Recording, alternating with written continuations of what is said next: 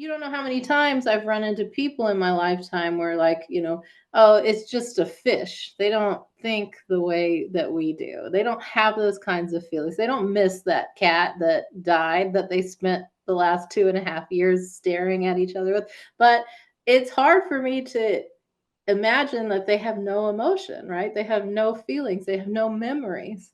Yeah. So to see more and more people come to terms with, like, the consciousness, as you say, of animals and Yeah. what they're truly capable of thinking and Yeah. doing and presenting, is extremely unique. So anyways, this is just my 2 cents as you're talking, but I love that. I love that. And I think that's, I mean, you said it better than I did. I think it's the fact that we are coming from a programming ourselves from media. And when I say media, I mean movies, music, and literature, and maybe the news, but mainly movies, and mainly movies and TV shows, where we were told animals have no emotions. They don't remember, they have no memories. And when we look back in psychology, when we look back in psychology and see how many times the medical industry did that to patients and how many times they were wrong,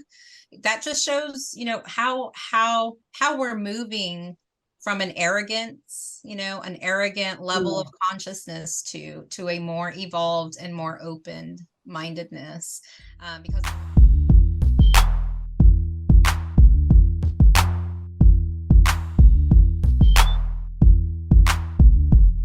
Hi, everybody. Welcome back to Coffee and Crazy People. I'm Alexis with the Cat Pharm, and welcome to our podcast. So, I am excited to share this experience with you guys today. This is Velia.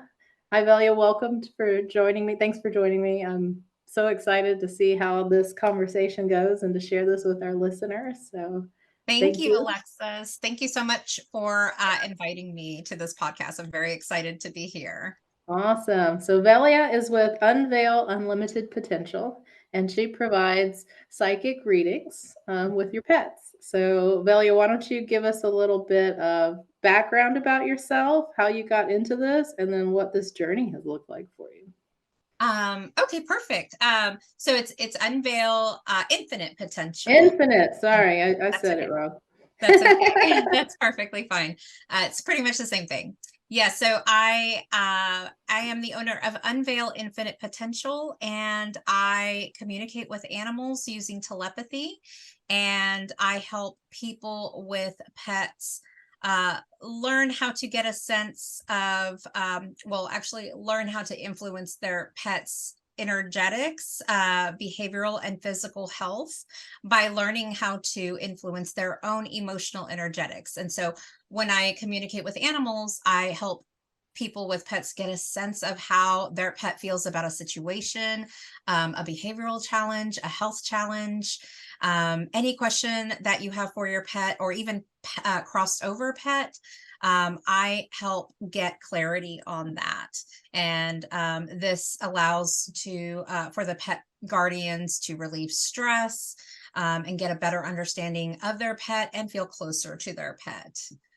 So that is what I do. And the way I got into this is, well, since I was a kid, I have always been connected to animals. I had two parents initially growing up. They were married, and one of them I got to witness develop high anxiety disorders all the way up to paranoid schizophrenia. And my mother, who was a little bit more balanced, was the one who would allow me to bring in the cats. And she showed me how to take animals off the street, and that they were worth giving recognition to, attention to, and a conscious to. Whereas my father, who couldn't even really take care of his own emotions, or himself, he couldn't take care of us. He didn't know how to manage our emotions. And he certainly couldn't manage the energy from animals. And so I got to see the difference in how I can choose how to treat animals and others around me.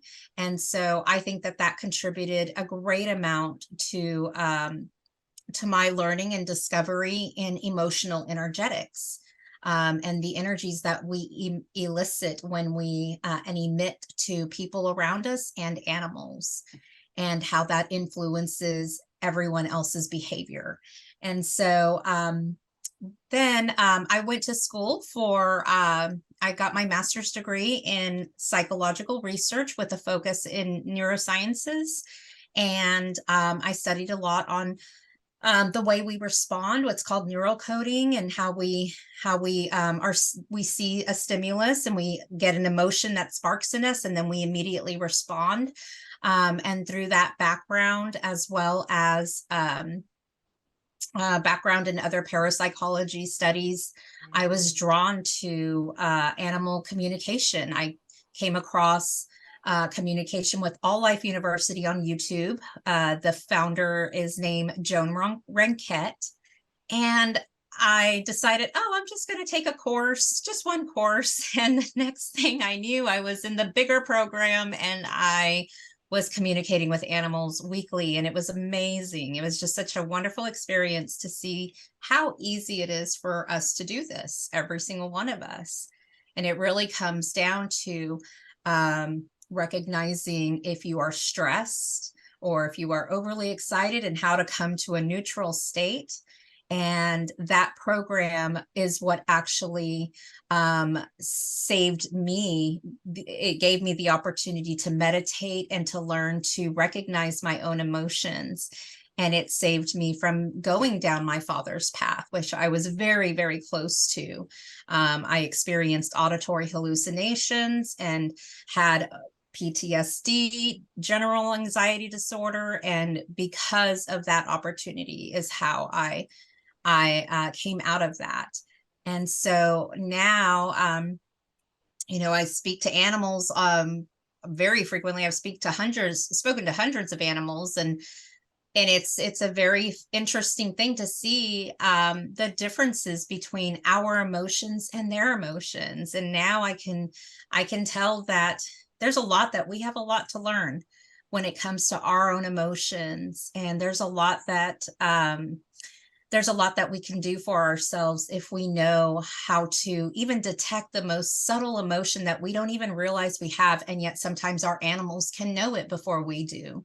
And so that can trigger their behaviors.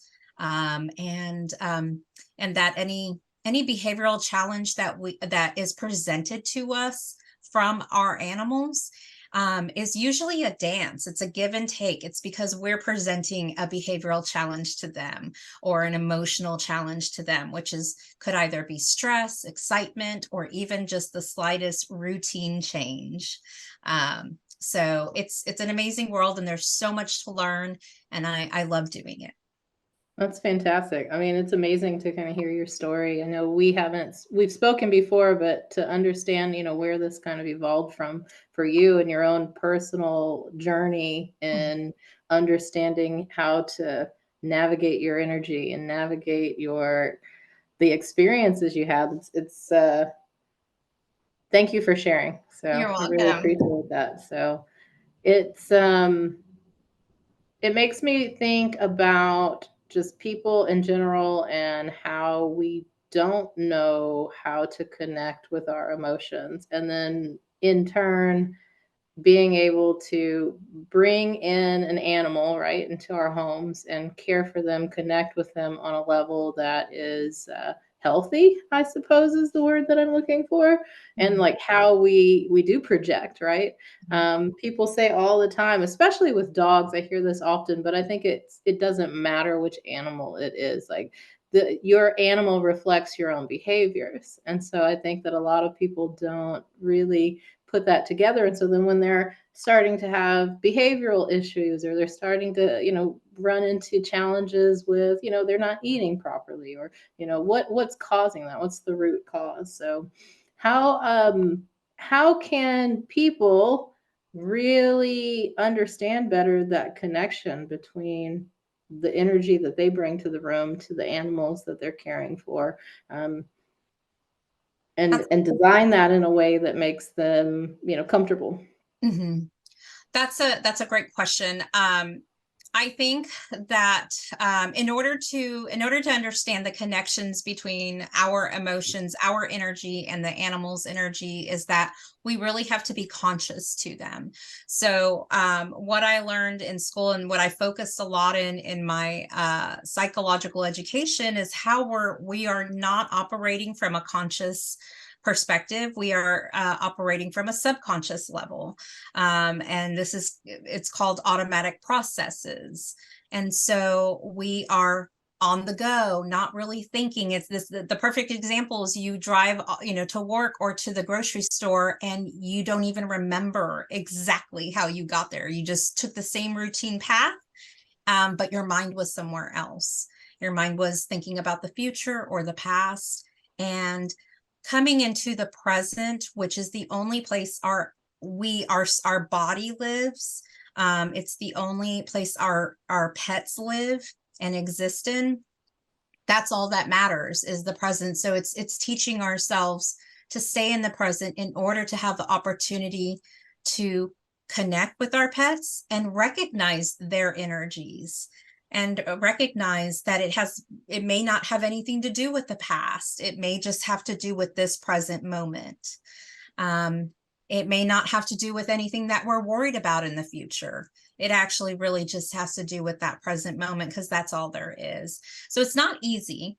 I will say that. And I do hope that I am working on developing courses on how to teach people how to detect these subtle energies, because they really are.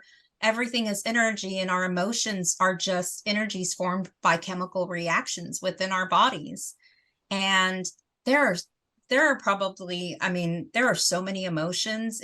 It's ridiculous. I don't even think our language has a label for each one. And there are so many combination of emotions. And some of us, when we are in automatic processes instead of the conscious process, and living life through through our consciousness, we are compiling and compounding our emotions throughout the entire day, to where all we can define it as is, I feel tired, I feel angry, and that's it. But really, there's a lot more there.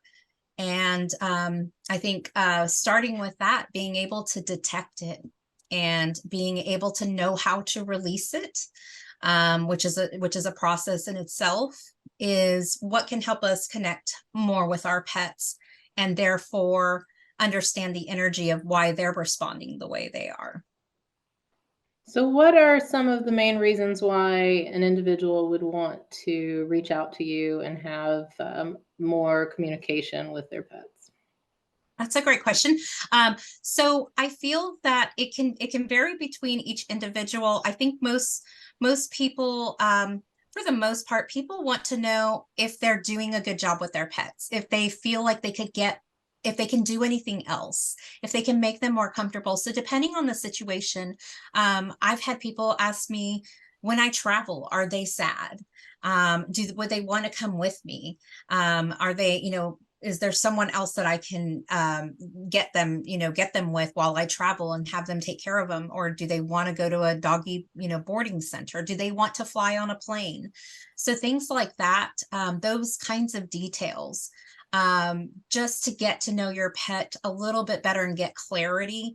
Most of us can know that information because we do read our pets. We communicate with them already. That's how we make a connection. But it's good to get clarity on that. It's harder to see that if we are stressed. So that's where I come in, is where if you're overwhelmed and you have a feeling that the answer of what your pet needs, but you're just not sure, that is where I can help you. Other situations is, of course, behavioral challenges.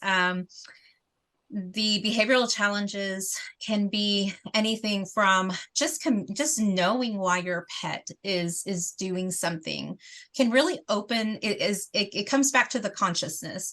once we are conscious to two sides of the story, we understand it a little bit better. And that allows an opening for other possibilities of solutions to come in. What can I do differently if that's how they see it? So there's that aspect. But then there's also the aspect of behavioral challenges that are like, they're really hard to deal with, like cats peeing outside of the box, or dogs peeing when after they come from inside, or reactive dogs barking and attacking, snipping. Some of these behavioral problems or challenges is what I like to call them. Some of them it may require still behavior modification and reconditioning for both the human and the animal. And the one thing that I can do is communicate to the animal why it's important that we want to modify that behavior.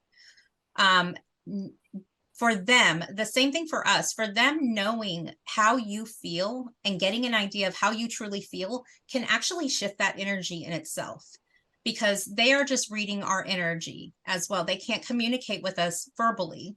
So when we have a reactive pet and we think, whether it's peeing outside of the box or reacting to someone walking by, when we get nervous and tense, they are now conditioned to respond that way after repeatedly dancing with them in that manner. It is kind of like a dance. It's just an exchange of energy. Once we see them do that, then that conditions our mind that, uh-oh, maybe they're going to do it again. So we get tense, and then we repeat that cycle, and they think, okay, they get the signal that you're tense. So they think, oh, I need to do that again, because last time she elicited fear or nervousness, because that's all they're detecting.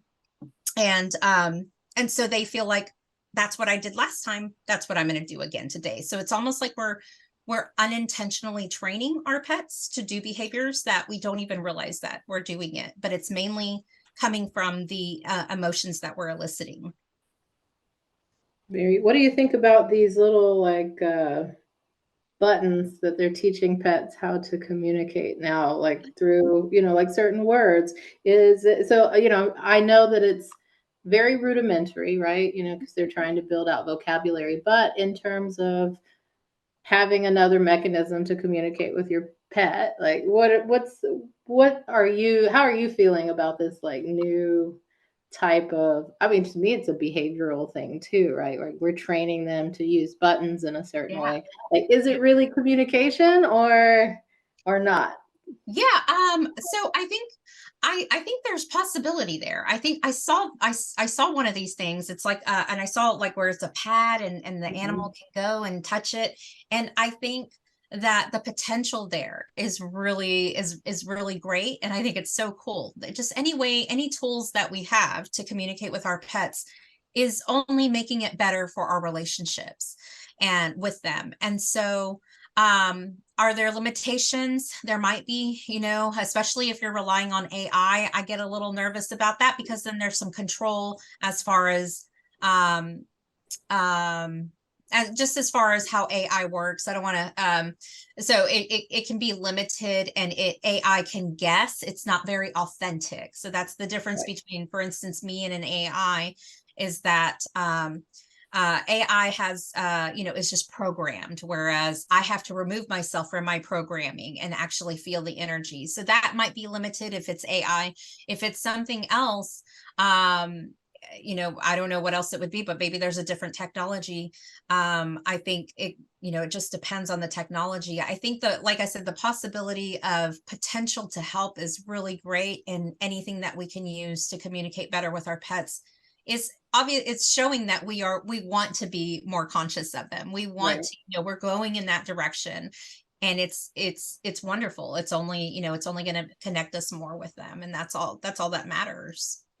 Yeah, I've kind of, I guess, dabbled in some of the technology, just, because of what I do, right? I want to see Yeah. what's available. So there's definitely apps, there's definitely, the AI programming, and it goes both ways, where it's trying to manipulate your language into meows, for example, or barks or whatever, and then vice versa, being able to record meows, identify that meow in a list of compiled data of meows to say like this is what we think this means, right? So there's definitely room for improvement there, right? But absolutely, I completely understand what you're saying. Like you're not getting the you're not removing yourself, all of your biases from an algorithm, to really get a true sense of the communication that your pet is trying to give you. You've built that into the technology, right? As humans, we build that into everything, right? We want to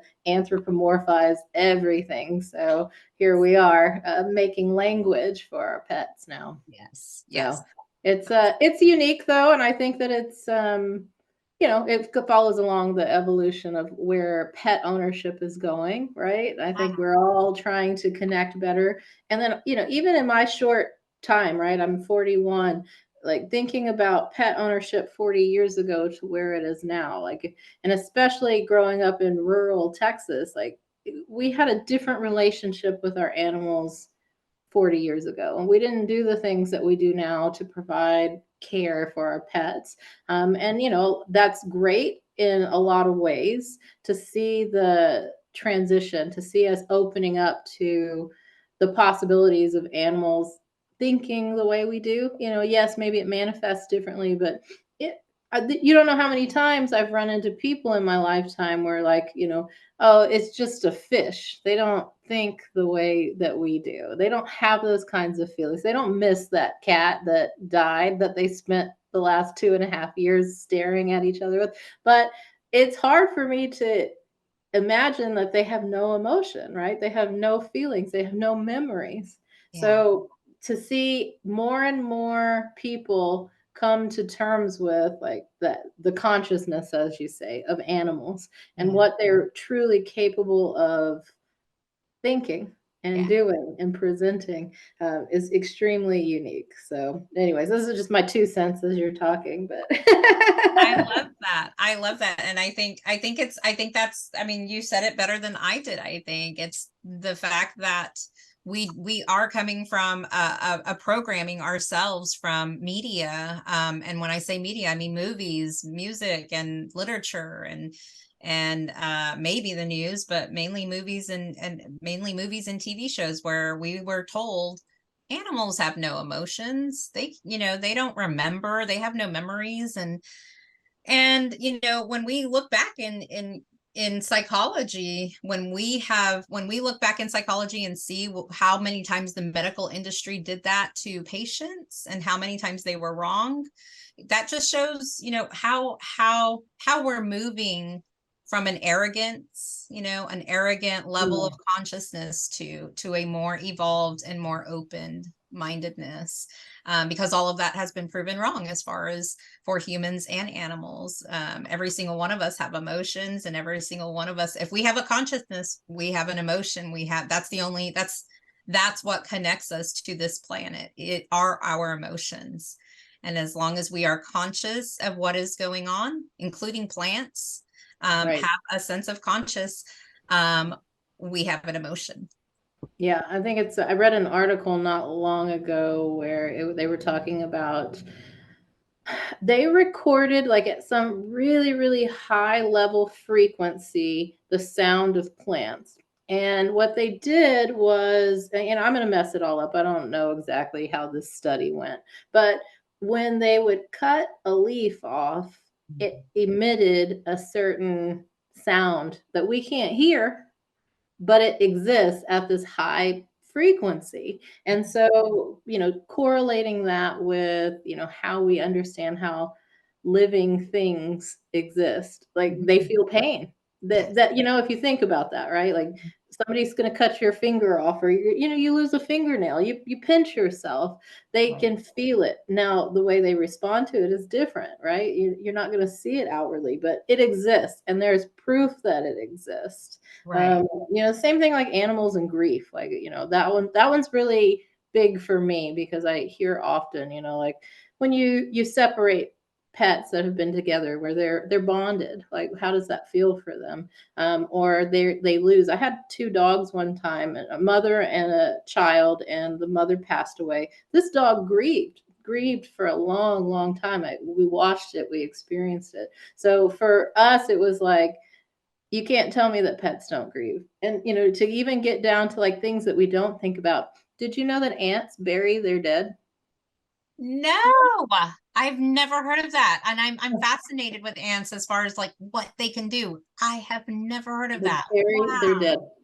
that's So amazing. yeah, I mean, so there's so much that we take for granted, right? So you're talking about a little tiny ant whose his job is to walk the line, go pick up something, come back, you know, but it's beyond that. Like there's roles, there's emotions there, you know. Otherwise, why would they do that? Why does that process exist? So That's right. animals are really unique. I'm curious, like from your experience, like what have you picked up between like speaking to different types of animals and like how they emit energy or communication or emotions? Okay, that's a great question.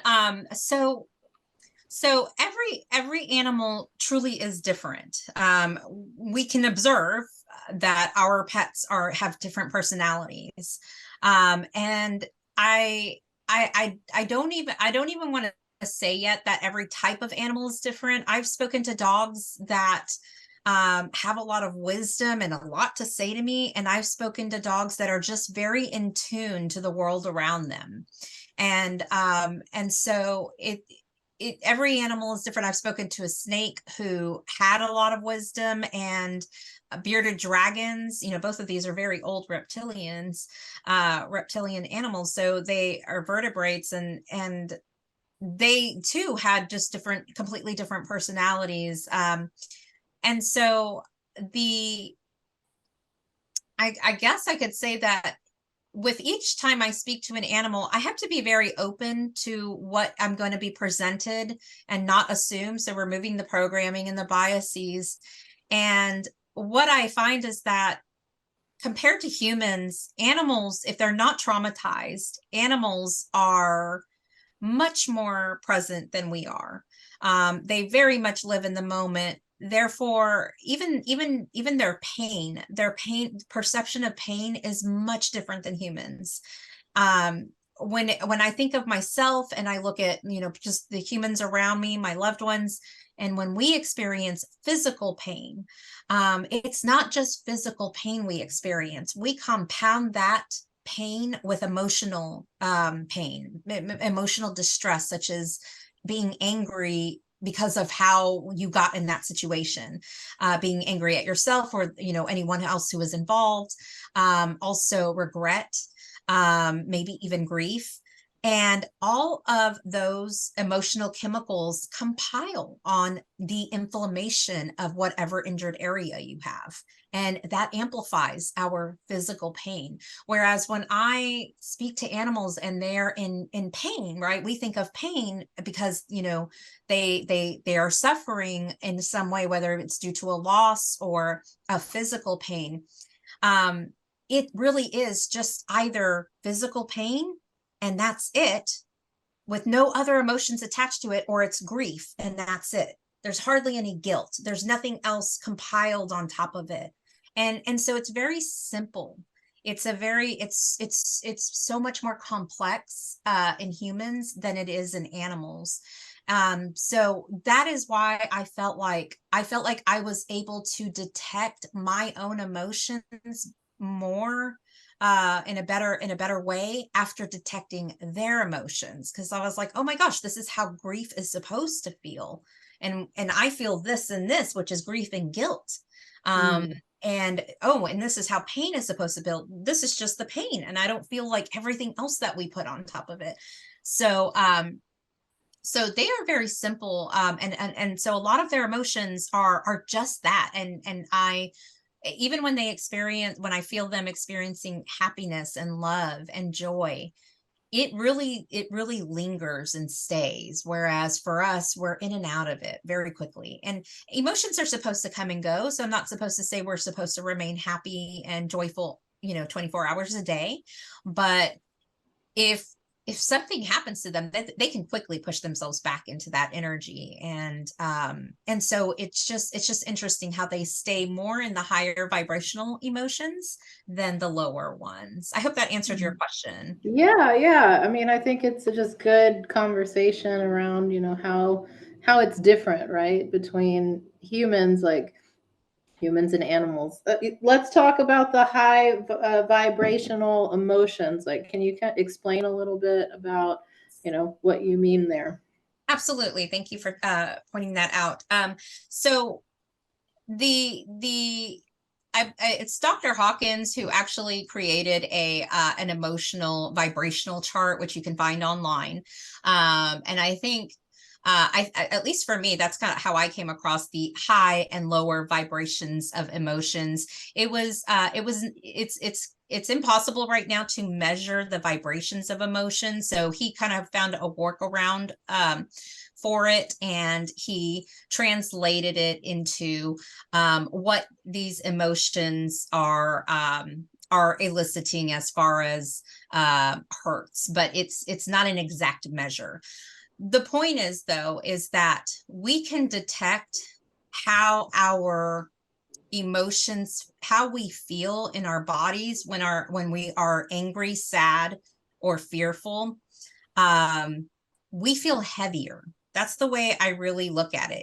If your emotion makes you feel heavy, like you're carrying around a bunch of weight, or you're low in energy, those are the lower vibrating emotions compared to how you feel when you're feeling love, joy, bliss, happiness, or even just peace.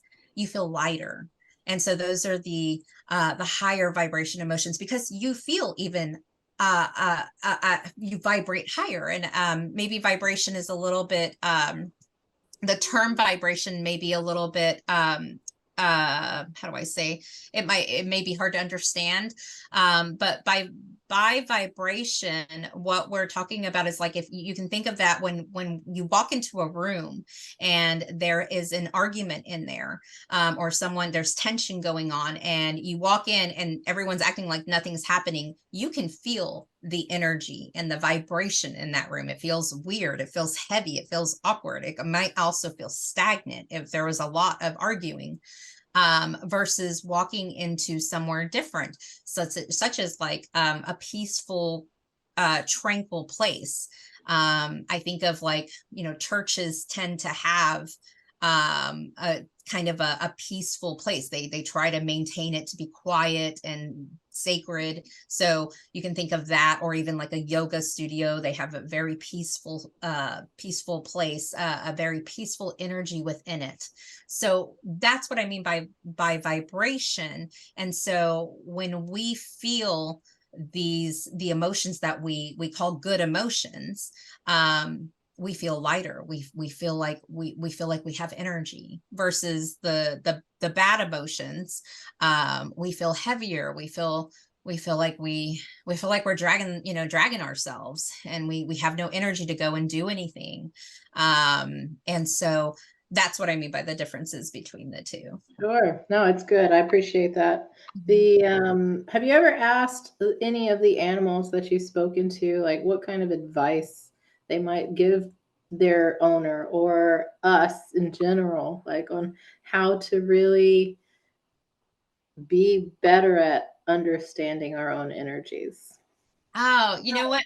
I have not. I've picked up on a couple of those things, and I'm going to start asking them now that you told me Yeah. this. I feel That's like there's an opportunity for us to learn. Yeah, Right? yeah, Not just learn about, like, the unique situations of each animal, but, if we have this chance to communicate on a different level, like, how do we bring in some of that? So, and I guess it's more of like this, okay, I'm getting into the universal, yin and yang kind of thing, but how do we all live together more, yeah. uniformly, or what's the word I'm looking for, in Yeah, coexisting, right? And yeah, unity exactly. more. So yeah, it's a great question. I'm going to try to start asking every animal I talk to then, because that's a great question. What I have noticed, what I have picked up from animals is that, for example, a squirrel, I was talking to a squirrel one time who was just out and, out minding its own business. And I asked, he was very open to coming up to me. Some non-domesticated animals aren't very open to coming up to me when I talk to them. This squirrel was very open. And so I asked, like, how do you know which humans to go up to? And like, do you trust humans? And how do you know which ones to go up to? And what they said, they're very simple when they communicate back. That squirrel had said, I don't pay attention. Like, I don't go up to the ones that are looking down. Humans are looking down. And I couldn't tell what that meant. Like, all I could think of was, okay, they're just not paying attention to the world around them. And then my classmate, my animal communication classmate, was like, it's probably their phones that they're looking at. And so, yeah, it's like, if they're, if humans are so distracted and we're not conscious to everything around us and aware, and that could simply mean taking the time out to smell, the flowers, or look at the sunset, or even smell the grass, whatever it is, and enjoy the day. Taking the time out to really pay attention to when you're walking instead of thinking, and just how it feels to walk. That's pretty much what I've learned as far as how much we need to practice coming into the present to meet them. And so that's pretty much what I get from a lot of animals. Yesterday I was talking to an animal who had a mom, her human mom was asking, like, what am I supposed to learn from you? Because I read pet soul contracts too. So it's the contract between the human and their pet, and what they agree to learn from each other during this lifetime. And the animal had said, that her dog had said, keep up with me. And I could see the dog ahead of her and looking back and waiting for her. And so I had told her, I was like, your dog wants you to keep up with her. And I get the sense that feels like it's coming from keep up with her by staying in the present. And the words that she kept saying, the dog kept saying, was, don't think, don't think, don't think. I heard that so many times. Don't think, don't think, don't think. And then I heard again, keep up with me. So this is what I feel that the animals are communicating, to me, and what they have to say to us is that we need to come back to the present moment. We are so conditioned to be on the go, worried about bills, worried about what our boss said to us, the other day at work, or, how this coworker doesn't, do this or that. And really, in order to enjoy life the way they do, because we look at animals as, oh, they have so much unconditional love, and they're so happy, but they only have that because they're in the present. You can't get that anywhere else. So I feel like they are teaching us to have unconditional love. They are teaching us to coexist, like you said. And the question is, and what I hope to help people with is how to get there, not necessarily the science behind it, as far as what it is, or, what conscious level is this, and anything else, or what chemical, emotional chemical, triggers this response. It's more about how, the step-by-step process of how to stay in the present moment. It's so hard. Yes. Yeah. I guess that's our burden as humans, being the, higher breed of whatever. Our burden is that we get all these extra things that we have to struggle with. So, I think it's such an important, and like you said, simple thing. You'd think everybody would understand and be able to just kind of like, all right, let's shift. But staying present is so challenging, but it does make so much sense, right? It's like, enjoy the moment while you have it, and Right. that's it, right? Right. So That's right. it's hard. It's a challenge. I know I struggle with it all the time. I'm always thinking, what's the next thing? What's the next thing? So, but it's exhausting. It's exhausting. Yes. So I agree. It's hard, and it's something I'm not even good at. It's something that I work at every single day, and it is exhausting. And what's interesting is that it all relates back to our emotions. It all relates back to knowing how to unanchor ourselves from an emotion. And it's not easy.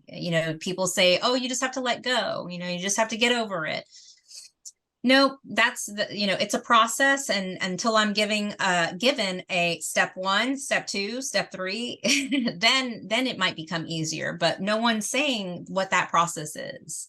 And that's where I hope that I can come up with a tool to do that.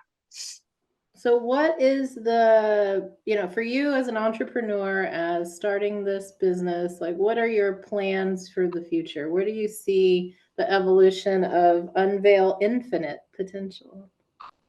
So the evolution, I think, is bigger than what I thought at first. I knew I want to work with animals because I was learning animal telepathy, but being a psychological student, I've always wanted to help humans, and I want to help humans learn how to live with themselves with love and in peace, so we can live with each other, including our animals, with love and in peace. And that's my ultimate goal.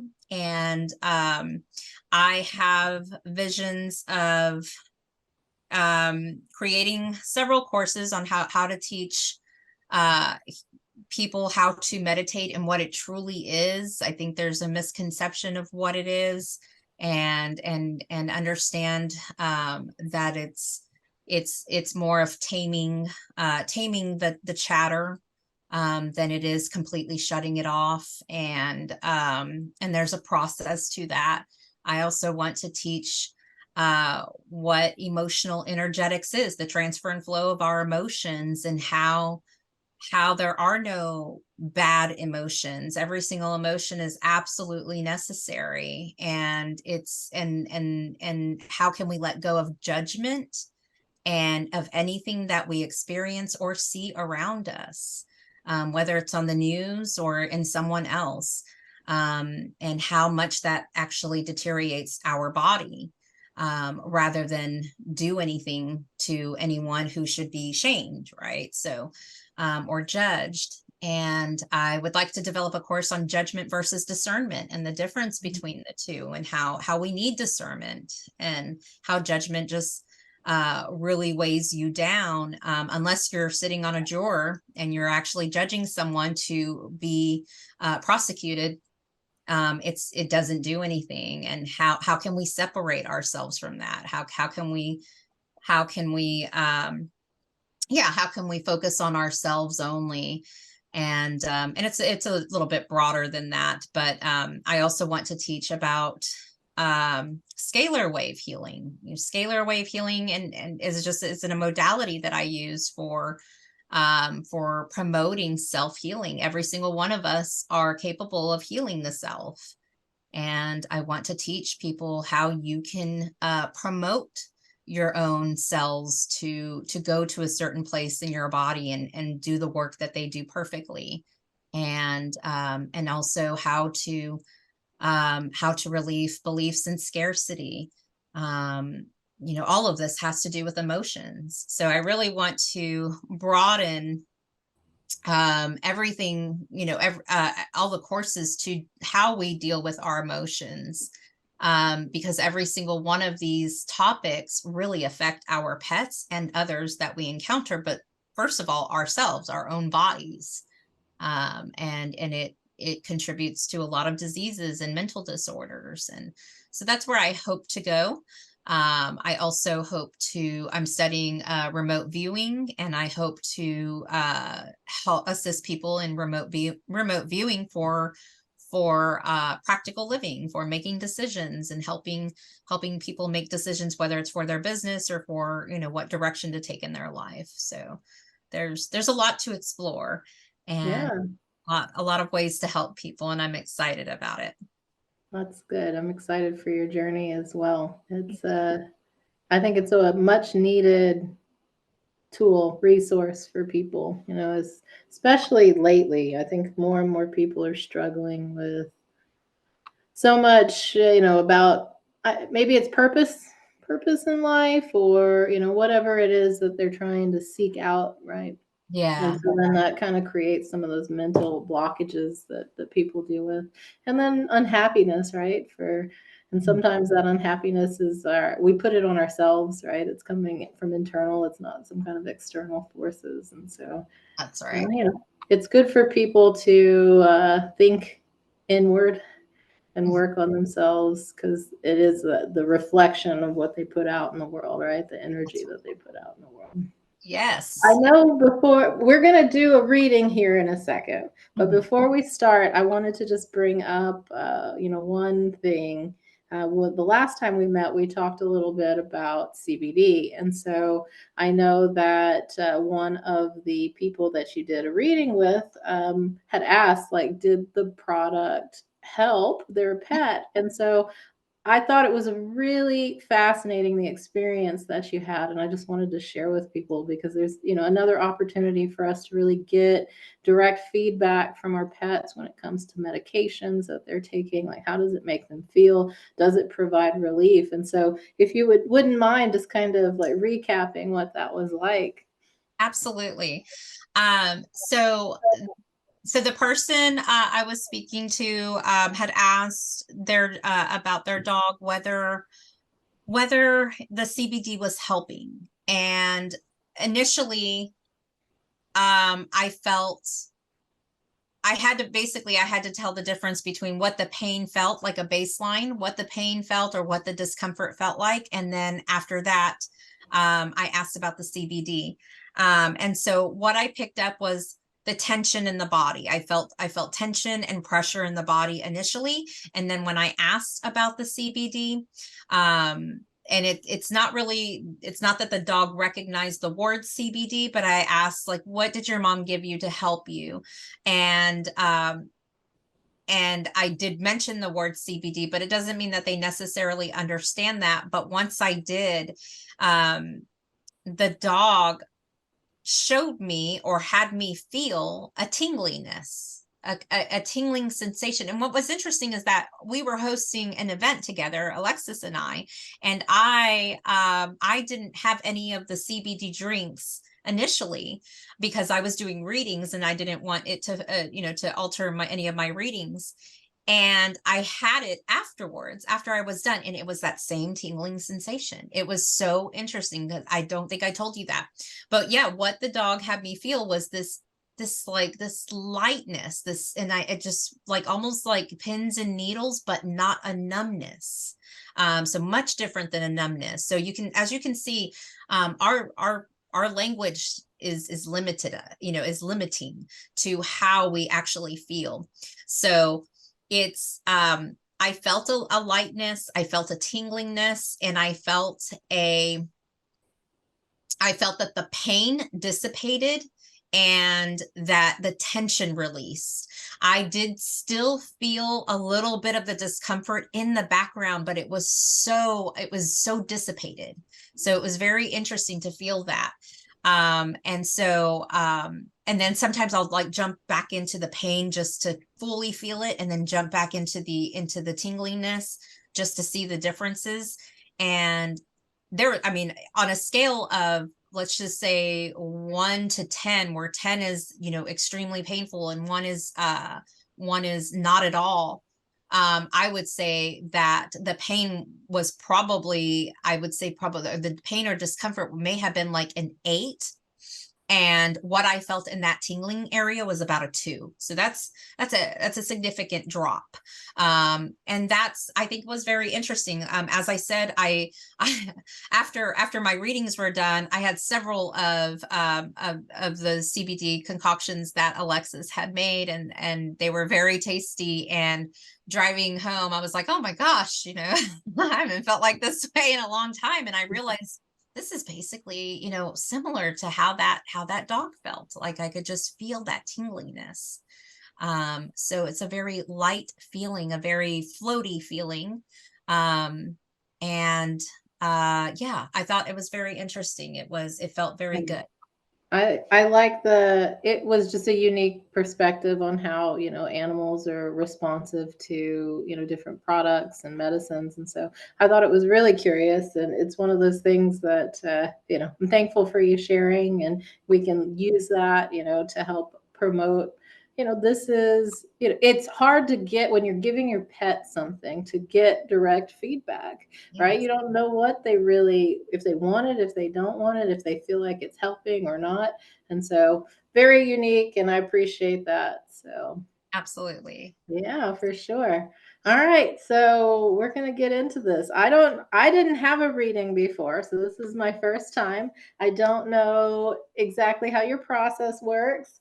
All So right. I did bring a picture because I know you requested one.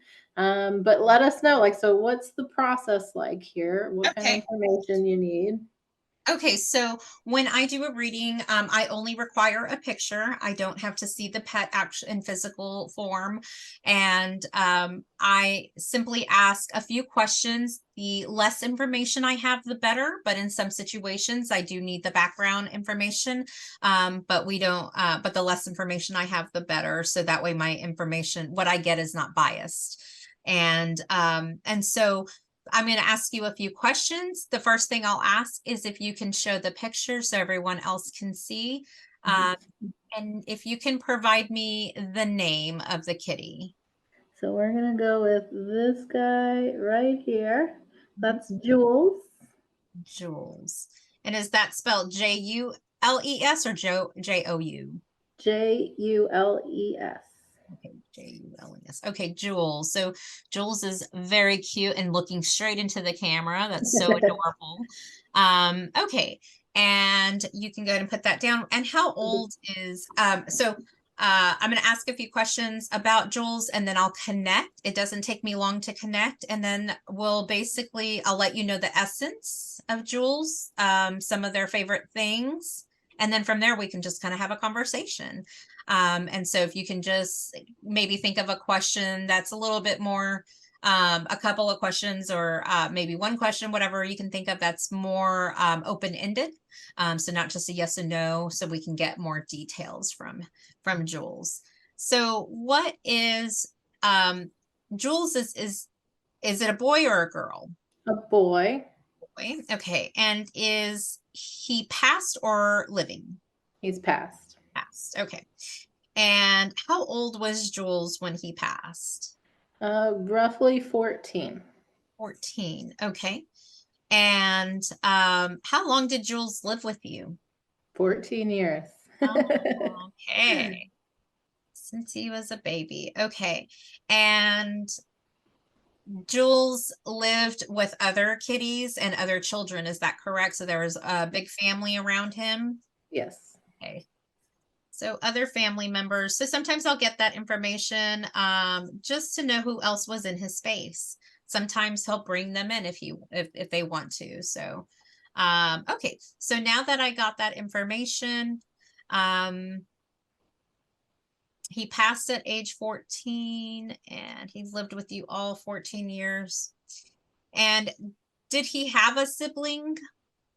He did. Okay. What was the sibling's name? Schmiegel. Schmiegel. Okay. Schmiegel. Okay. All right. Okay, so I'm going to go ahead and connect with Jules, and I'm going to get quiet for just a few moments, and I'll pull his picture up real quick. So I'm just going to get quiet for a few moments, and I'll be right back to tell you what I'm picking up with Jules. Just one moment.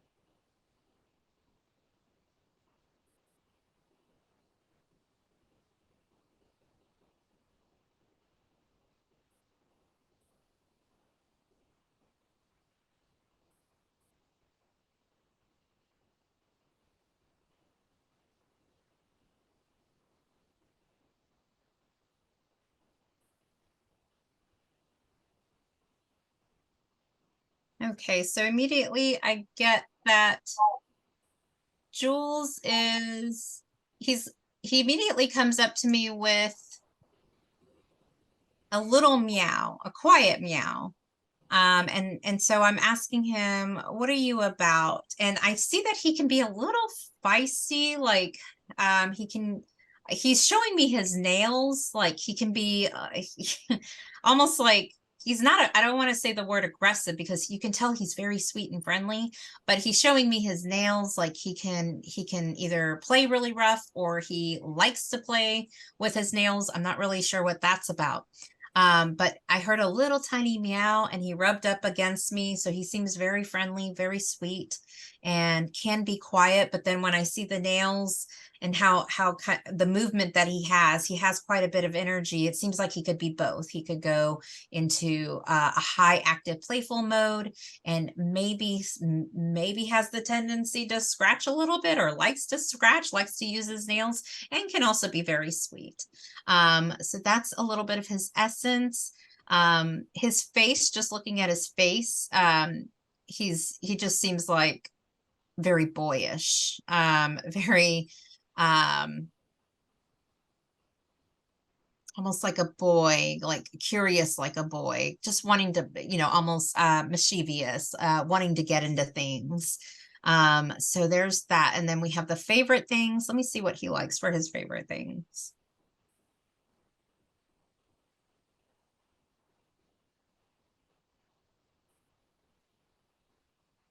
So he does show me playing again. He shows me kicking things around and playing, pawing at things. I did get a quick glimpse of him in a tight ball, cuddled up next to someone or something. So I think that was an indication that he likes his, he enjoyed sleeping and his nap times. And I think there was someone close to him. So I think he enjoyed contact with others. So let me see if there's anything else.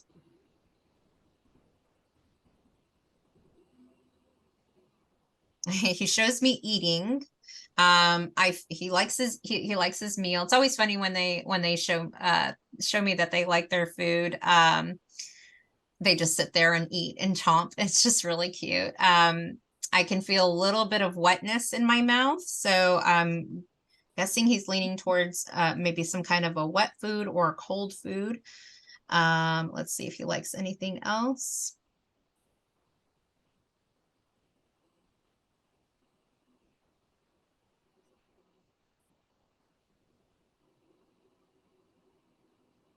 So I see a lot of playing. I see him on his 2 feet, like almost attacking someone. So I see him kind of like just a lot of energy, like almost, kitten-like. And I literally see him taking like 2 steps on his feet and just like trying to attack someone. So a lot of energy for that little kitty. It's funny that you mentioned that because that is like I used to tell people I was like he would rear up like a spider. You know how like when a spider's ready to attack, he'd just be on his back paws and his front paws would come up. So that's what I'm picturing. And that was him as a kitten. Like he would chase everything around. That's so So funny. That's so funny. I haven't actually seen that at all. No cat has showed me that, so that's pretty unique. That's really cute. So we got his essence and favorite things. Is there a question that you would like? Right now, let me just tell you this. Let me see if I can get a message from him because he feels very, very happy. He feels like he still carries a lot of that energy. If he's identifying himself as these are my favorite things, this is my essence, he still carries a lot of this. Let me see if he has a message for you.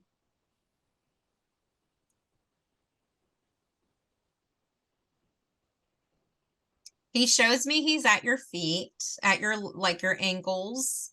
And he rubs up against you the same way he rubbed up against me. So he just rubs up against you. So he's still around you. He wants you to know he connects with you in that way.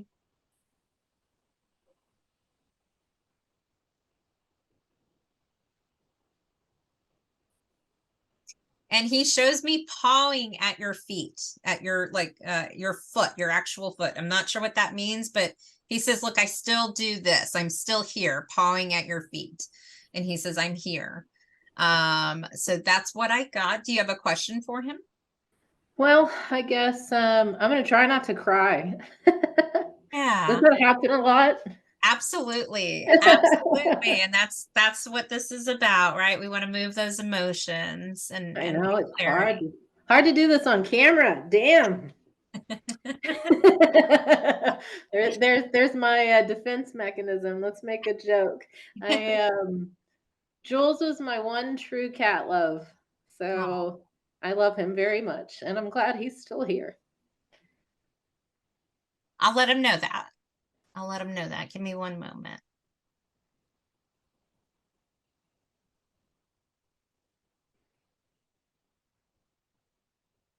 Okay, so as soon as I let him know that, I can see him. I see you laying down with him, or I can't tell if you're on your side or not, but he's right here in front of your face, and he puts his paw right here on Yeah, your. he would sleep right here on me, on my chest. And so he would always he would just always be here. Like even if I were on my phone, he'd come and he'd move my phone out from my face and just he would just be right here at all times. So, um no, I'm glad that he's happy. The last couple of years were difficult for him health-wise, and I guess that's where like my questions are, like was Okay. he in a lot of pain?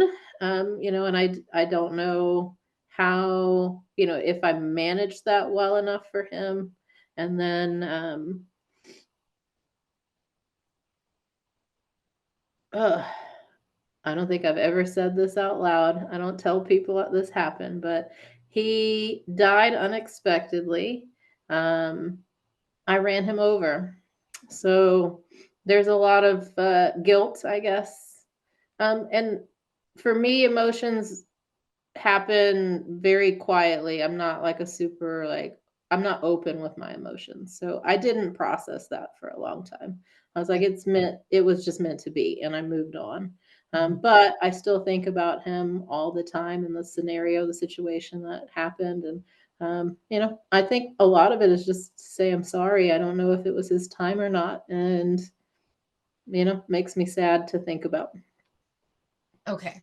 Let's go ahead and dive into that. So we'll ask him about if he was in pain, and let him know that you are sorry for what happened, and we'll see what we can pull related to the guilt. Just give me one moment.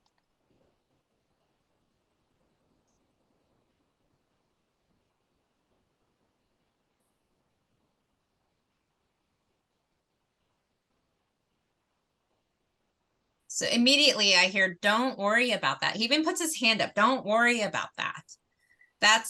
He's not concerned about that. Let me see what it, because I said your mom is sorry, and he's like, "Don't worry about that." Let me see what else he says.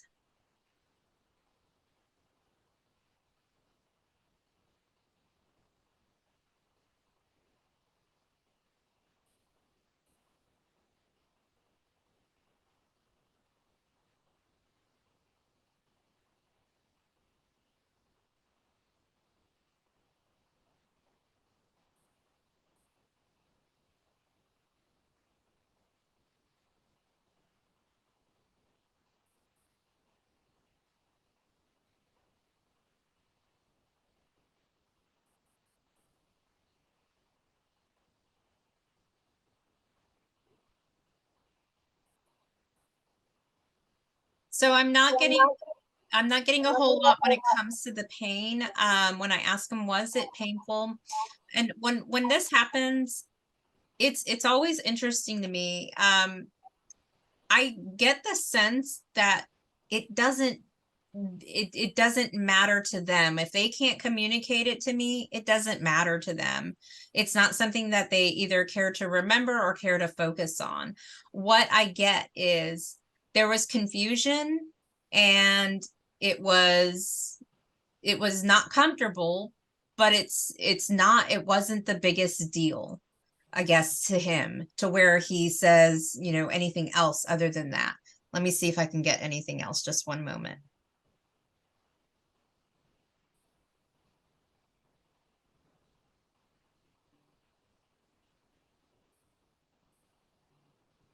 he says it's not about what happened that day. It's about what happened before all of that.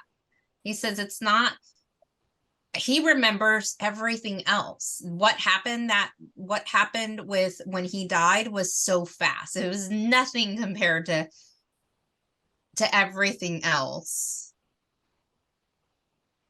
So yeah, it just seems like, let me see if hold on real quick. Let me ask him about the guilt.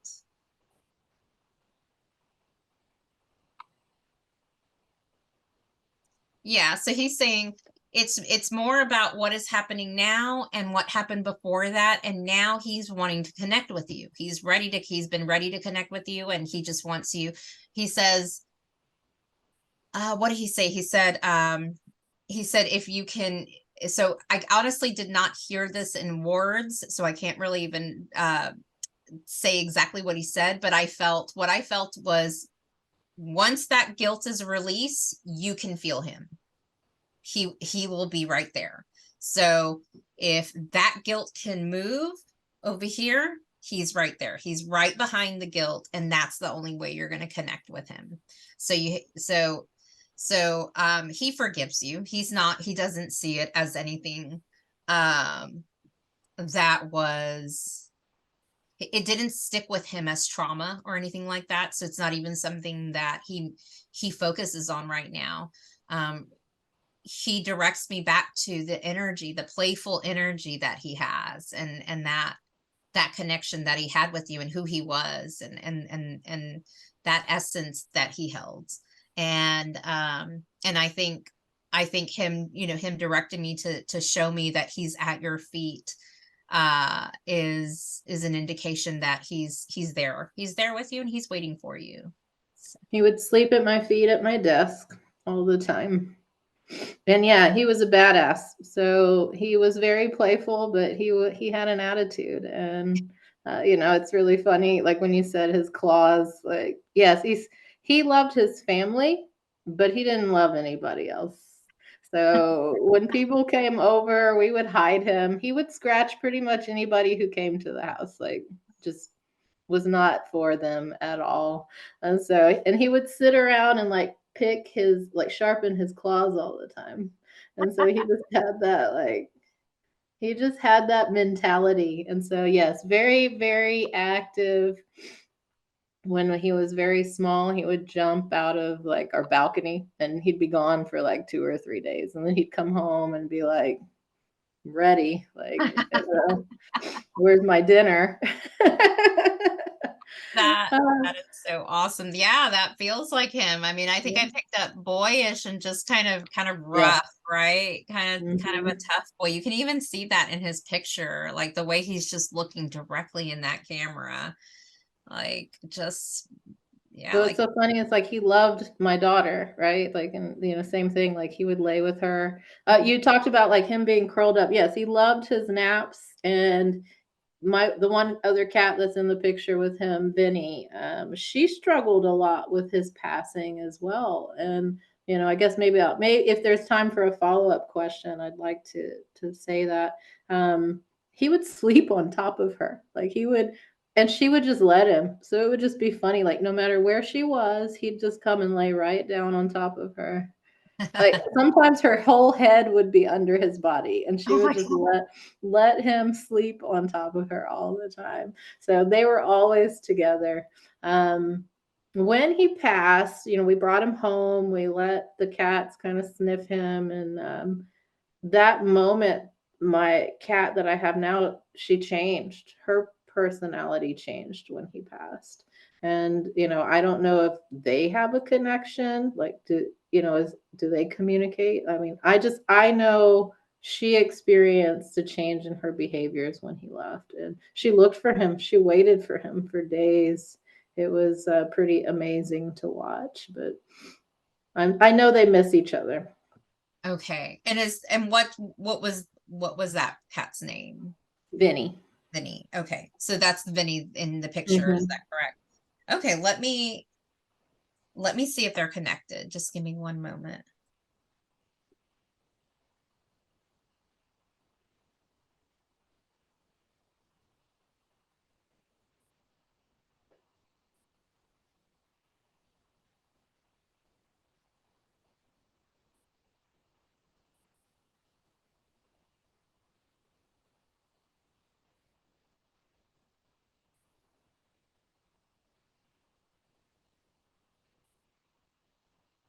So when I asked, are you connected with Vinny?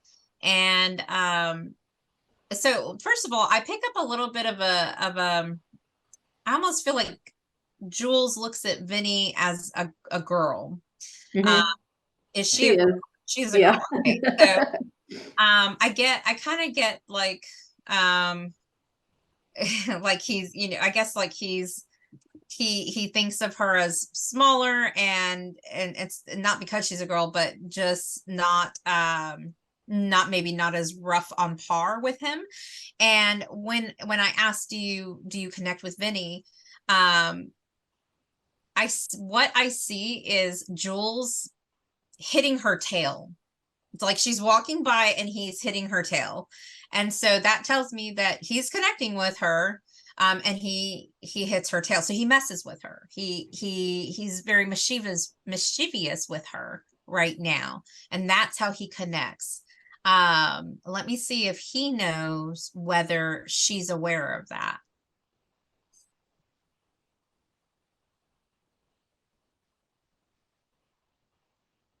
He says Vinny sees me. She can see me. I don't know if that actually means visual or not, but he points me to her eyes. So Vinny sees him. So there's that. Did you want me to ask anything else? I don't know. It's just good to know, like, because you don't know, right? You don't know Yeah. what they're experiencing or seeing, and it's good to know that he's happy. And does he connect with any of the other cats? Like he was the so one of the things that was really unique about him, and because of his aggressive behavior, I was always worried about introducing new cats. And so I was like, oh my gosh, if I'm going to introduce a new cat, like he's going to just rip them apart. Like that's kind of how it felt. But every time we brought a cat over, like he was like a mother to those cats. And Interesting. so, yeah, it was extremely different from he even trained one of my cats to use the litter box Oh, wow. because she wouldn't go in the litter box, and he would pick her up and put her in the litter box. It was just like, what's happening here? And so I guess there was always like this, like he wanted a family in some way. Like he had this sensation of having a family, and he drifted towards that. I mean, does he have a family where he's at? Like, is he connected with any of the other cats that were part of his life? Okay. Okay. Just one moment.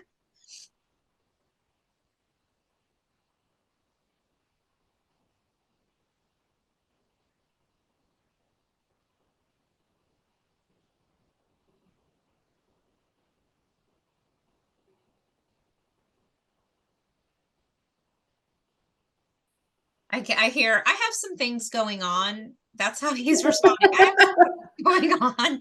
So I'm like, what are things? What is that? And I feel like there's a connection with others on the other side.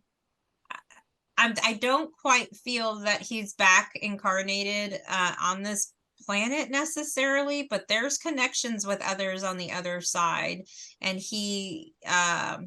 yeah, and he's working on those, or he feels like those are keeping him busy right now. And let me see if he connects on with any of the other cats.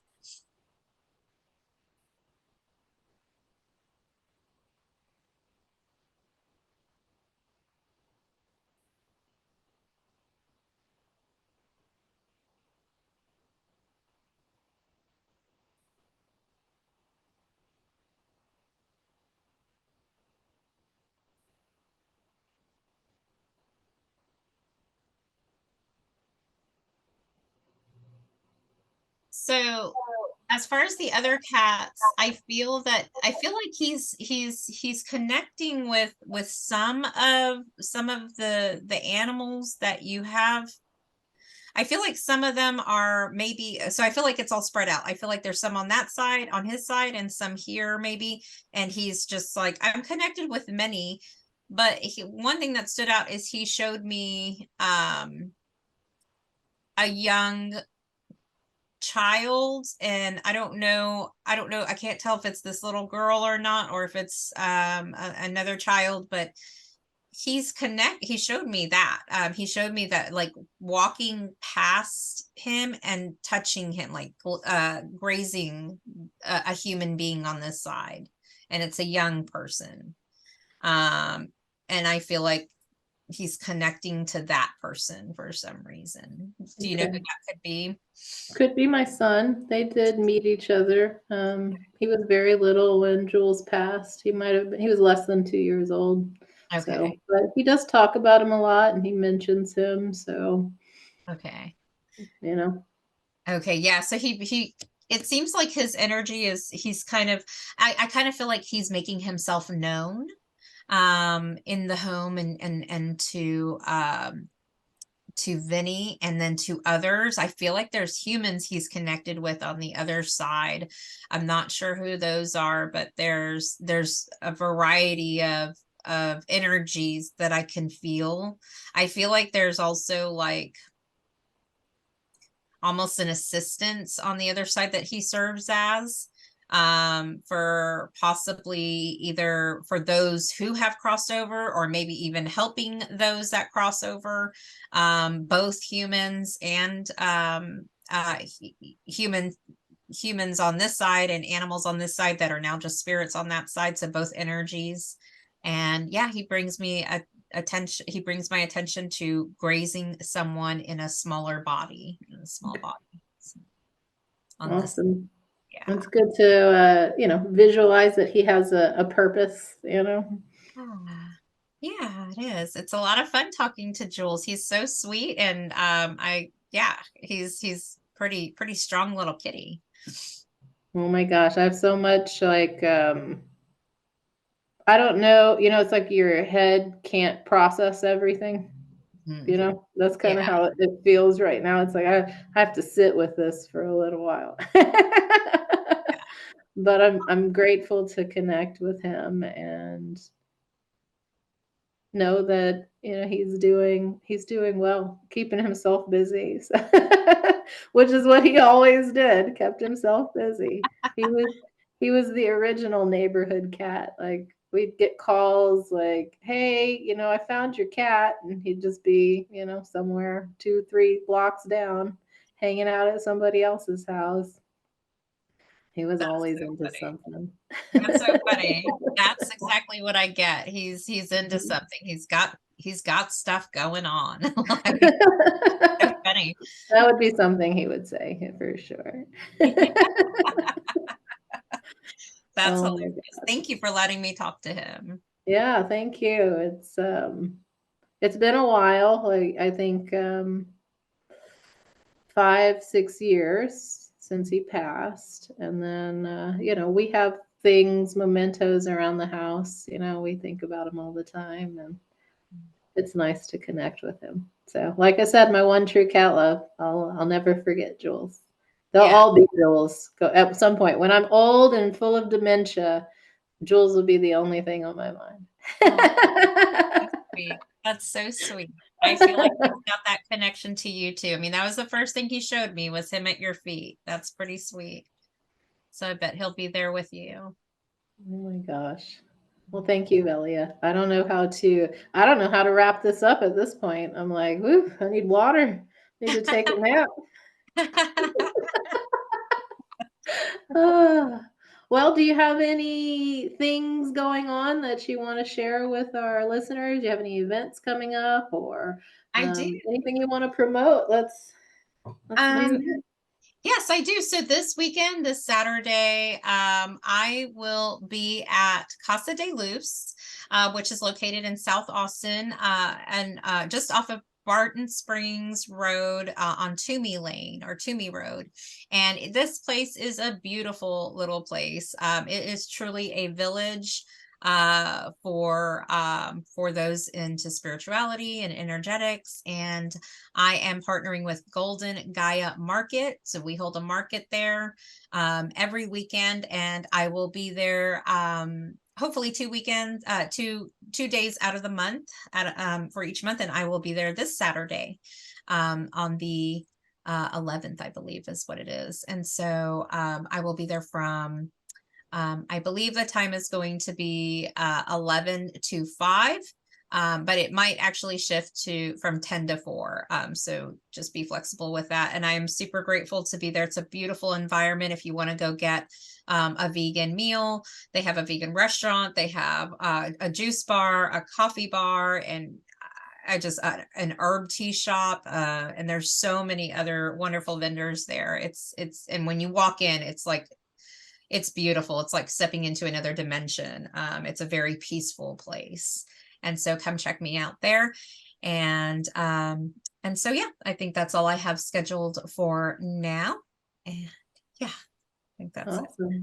Yeah. Well, thank you so much for coming on today. This has been fantastic. I will have to decompress, obviously. I mean, anytime anybody goes through this kind of energy situation, like, I think it's important for people to know it's not easy. It's challenging on your body.